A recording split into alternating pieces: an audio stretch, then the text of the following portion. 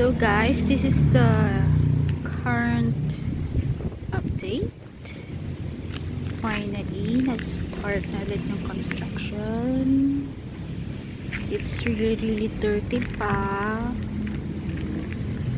And paano ba? Hindi ako makapag-table cafe ngayon kasi nga, ayan yun, tingnan nyo yung panahon. It's really dark. And bago pa mag 4 PM, nag-start ng humangin. Unti-unti ng pasulpot-sulpot ang ambon. So ayan. Hopefully. Ayan na siya. Ito yung hagdan. Shortcut tayo ngayon. Ito yung hagdan. Yung hagdan pala yun. Ayan. Tapos ito siya. Bale. Ito yung magiging public toilet. Oh, ayun na. Teka lang. Madilim. Yan. Ito na. Oh! May sahig. Ganyan siya. May public toilet. Ito siya. Ngayon.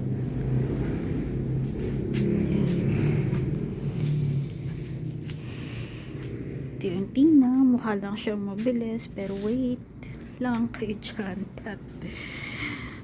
Sobrang magiging matagal ang finishing. Yan. So, bali dito. Support. Pillar of support.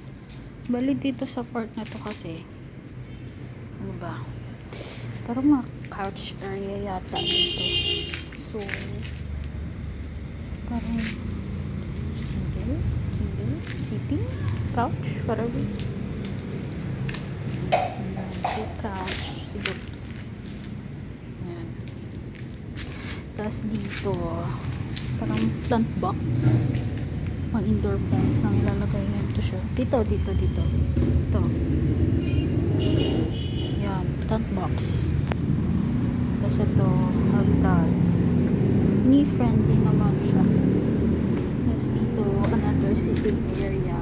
Dito sa part na yun, sitting area ulit yan. Then, dun sa part na yun, sitting area ulit doon. Tapos sitting area. Ito, counter. Then, stock room. Ewan ko kung hanggang dito yung counter. Hanggang dito yata. Dito siya. Dito.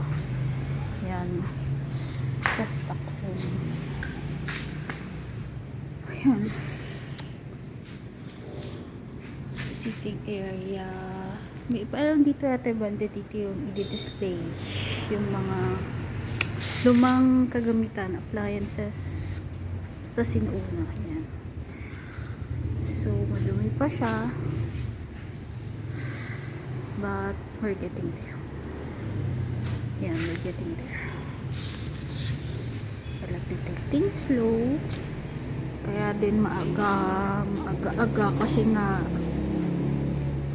alam nyo naman, monsoon season, obvious sa kalangitan.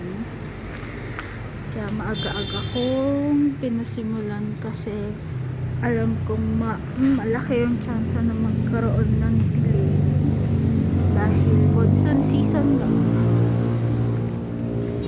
Yan, madilim, no? Kita nyo, dilim. Sobrang dilim. Yan. Hindi talaga ako makapag-table cafe ngayon kasi the weather.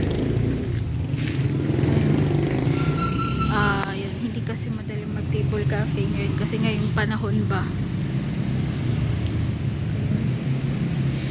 And dire-diretso ako nag-bake. Then siguro sabi ni Lord magpahinga ka. Wala, sakit na naman ang kamay ko, bilis ng mangalay. Ayun. So, ano pa ba? since na ako makapag-live ng matagal, panoorin nyo na lang yung latest na video ni Joyce Spring sa YouTube. Ang interview niya doon si nananganin ng Miss Universe na yun, Miriam Kiambao. Yan. Ang ganda-ganda ng topic nila. So ayun, sobrang dumi, makalat. So hindi pa talaga ako makakapag, parang alam niyo yung plano ko, hindi pa makalat hindi pa siya ganun kaganda, tsaka well sanitized. Anyway, sana makapag-open ulit ako ng table cafe kasi nga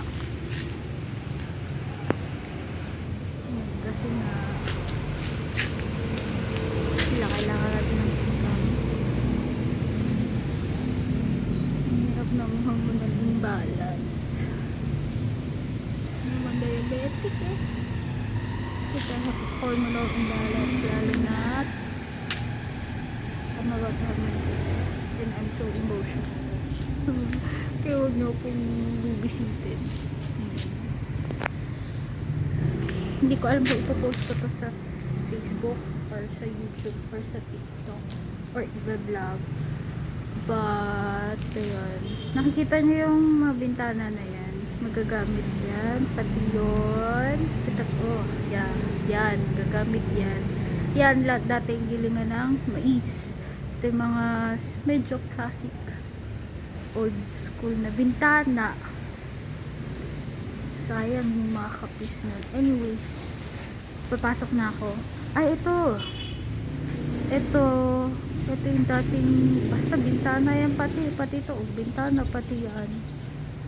So, sabi ko nga siya, ang daming junk na pwedeng gamitin dito na pang interior design ba. So, hindi ko lang kailangan gaanong gumastos doon ba. Like, there's a lot of junk that we can transform into art dito sa garahe na ito.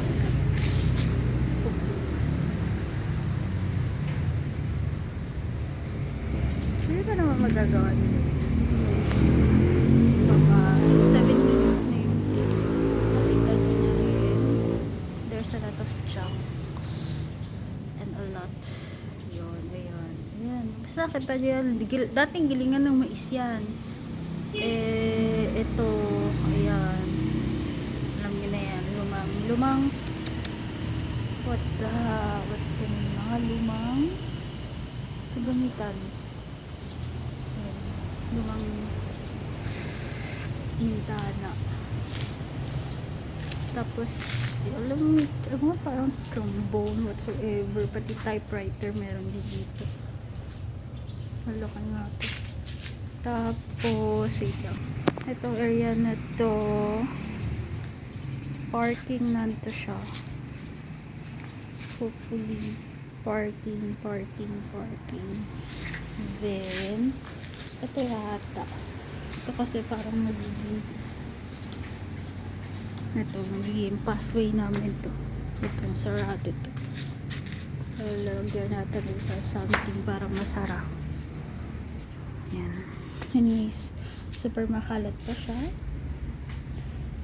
Yan. Ito, sino unang electric ceiling fan. Gamit ang lolo.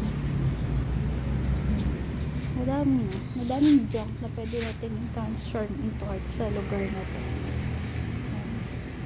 So, okay, yun lamang. And medyo madilim.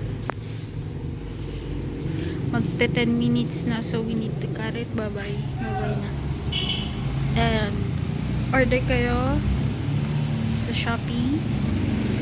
Tapos hanapin nyo ang pangalan ng 7 Cups sa Shopee. Hopefully. Bye-bye.